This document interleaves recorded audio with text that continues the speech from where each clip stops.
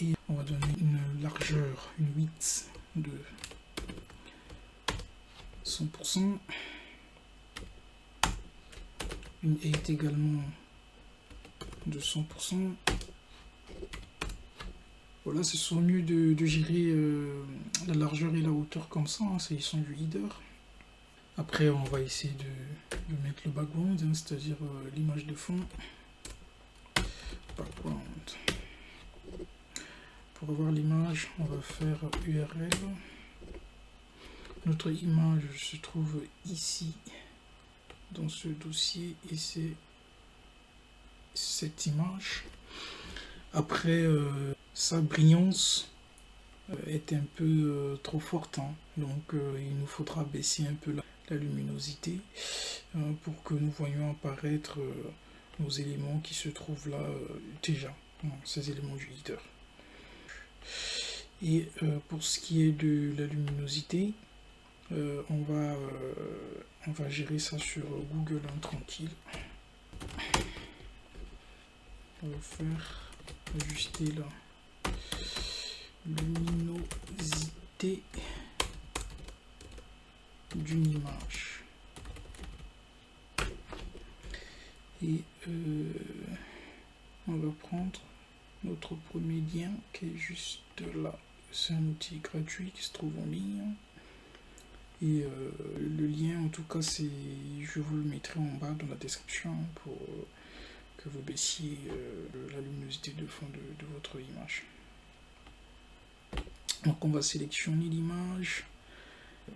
Je vais aller dans C. Je vais dans 64. W. Agir entrepreneuriat. Image. Je sélectionne. Et je vais essayer d'ajuster la luminosité, hein, tout simplement. Je vais mettre à 100. Et on va essayer de voir un peu ça de ce côté. Est-ce que c'est bon ou pas? Ou bien s'il faut encore un peu. Ouais, là ça me paraît bon. Et on va télécharger en PNG. Hein. Voilà. Et on va faire enregistrer sous pour le déposer toujours dans notre C M64 W j'ai l'entrepreneuriat image et on va mettre fond image. On enregistre, hein, on ferme, on peut fermer ça et on peut fermer ça aussi et on va faire image slash et on a fond image qui est juste là.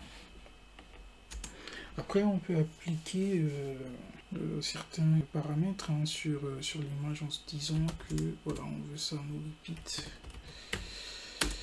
on veut que ça soit fixe, l'image de fond soit fixée. Après on veut que ça couvre en entier notre header et voilà, on peut enregistrer pour le moment et on vient, on actualise sur notre navigateur. Bon, il n'y a pas eu d'effet, je crois que c'est à cause du cover qui est là. On va juste l'enlever et on va mettre background size qui est juste là et on va mettre le cover là. On enregistre, on actualise et on a notre image de fond.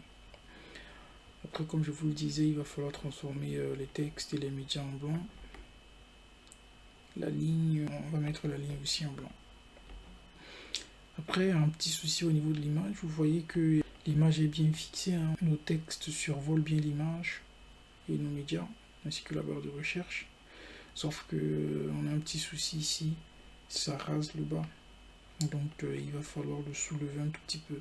Et pour ça, la technique, c'est simple, c'est juste d'appliquer ici, au niveau de notre background Et de l'URL, on va faire 50%. 50%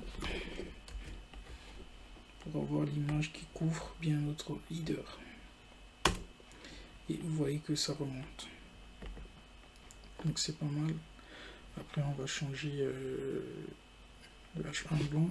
Donc on va faire ça très rapidement. On revient, on remonte. Le H1 color, on va mettre F1, F1. F1. C'est en bas, là. Très bien. Ensuite, les lignes. Là, L1, on va mettre background. On va mettre blanc. On va mettre aussi F1. F1. Voilà, celui-là en bas. Très bien. Ça aussi. 2 points. F1. Là en bas. Non, j'ai pris le bout. Attention. 2 points. TS. F1. Très bien. On enregistre. On revient au niveau de nos médias. Et on va mettre nos médias en blanc également. On va mettre F1. Là ici, on enregistre. Très bien. Et on actualise tout ça pour voir l'effet à l'écran. Et c'est pas mal. Donc on a notre header. On a notre header, c'est très bien. Donc c'est exactement ce qu'on voulait faire. Je vous rappelle que nous avons notre site exemple qui est juste là. Voilà, ça c'est le site exemple. Après, ce défilement c'est du JavaScript. On pourra faire la même chose aussi ici. Mais ça, on fera dans une autre vidéo, comme je l'avais déjà dit. Ensuite, on va continuer. On va essayer de fixer la navbar. Vous voyez que si ça bouge, la navbar. Donc, on va revenir dans notre code.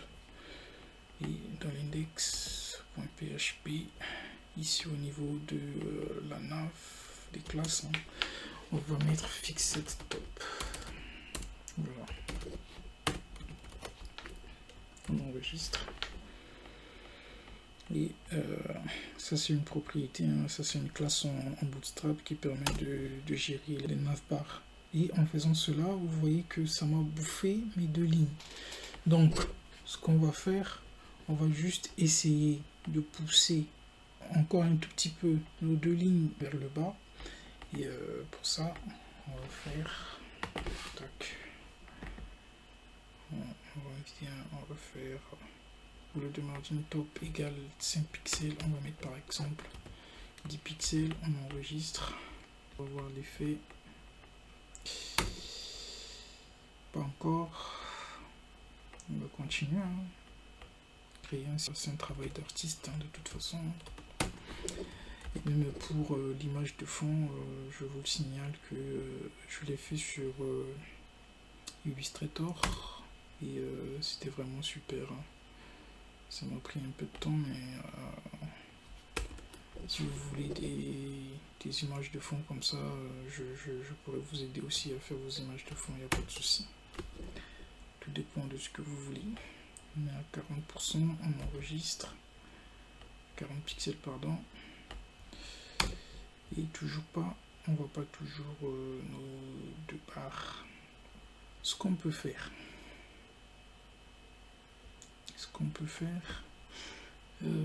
Attends, je vais faire un truc. Je vais mettre 100. J'enregistre. S'il n'y a pas d'effet, il faudra faire autre chose. Bon, on y est. Donc, ce qu'on peut faire, on va juste essayer de réduire un tout petit peu. Au lieu de 100 pixels, on va mettre margin top à peu près 80 parce que je ne ferai pas les barres trop basses. Donc, on va enregistrer et on actualise. Je trouve que c'est super, ça me va moi. Après,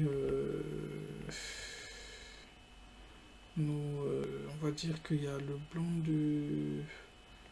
Il est un peu différent celui-là. Donc on va voir ce qui fait qu'il est un peu différent. Ça c'est au niveau des médias. On n'est pas obligé de toujours faire le blanc comme ça. Hein. On peut faire en faisant F8, hein. F8, F9 et FA. Voilà, ça me permet aussi d'avoir du blanc.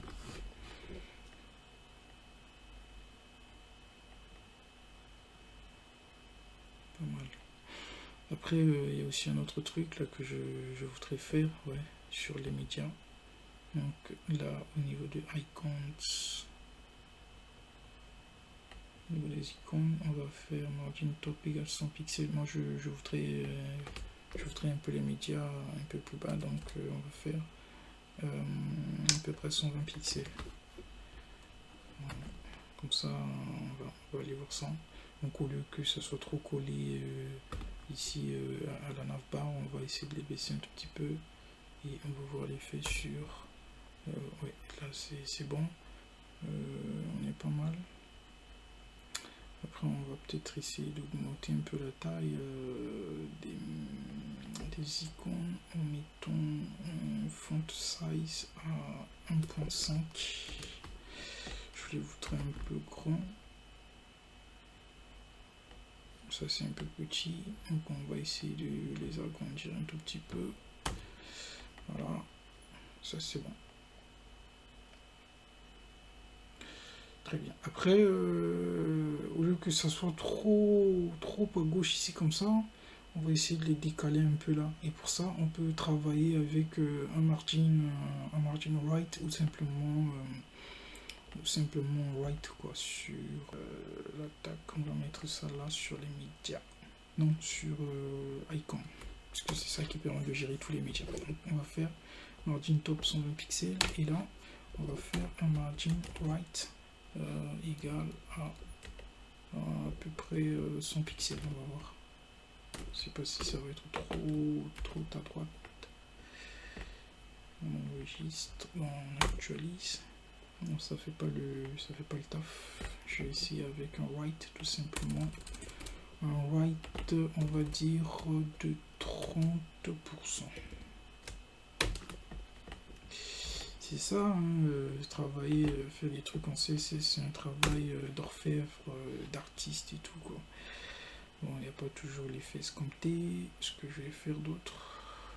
Il se passe rien, c'est vraiment si on essaie de définir une position absolue à nos icônes, on verra que ça va vraiment respecter ce décalage à droite de 30%.